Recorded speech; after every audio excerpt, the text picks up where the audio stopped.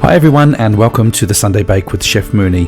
Today's recipe is a rosemary and garlic focaccia bread. To start off with, I'm adding salt to my flour and I'm going to give this a good mix. Then we're going to sieve it into another bowl. Add the yeast. Make a well in the center. And now we're going to add 4 tablespoons of olive oil. We're going to mix this into a slurry, adding our warm water to combine.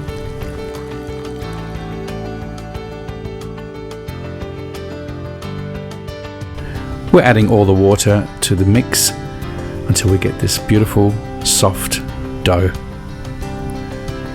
Tip the dough out onto the bench, and now we want to start to gently knead this for about 2 minutes until we get a nice soft consistency.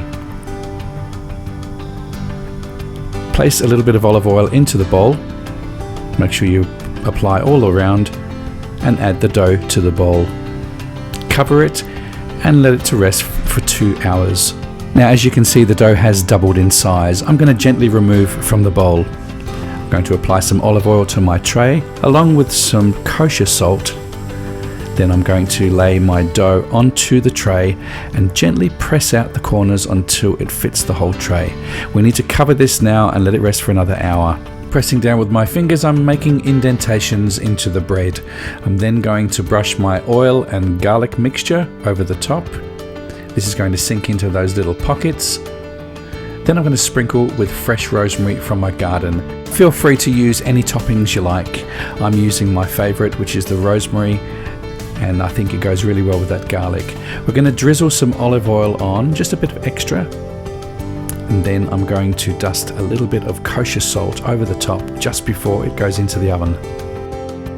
It smells absolutely fabulous. I'm just going to brush a little bit more olive oil over the top, and then we'll be ready to slice through. You can cut this to any shape you like. You can use this for sandwiches. It goes really well with pasta, or you could just toast it with cheese and some different fillings, your choice.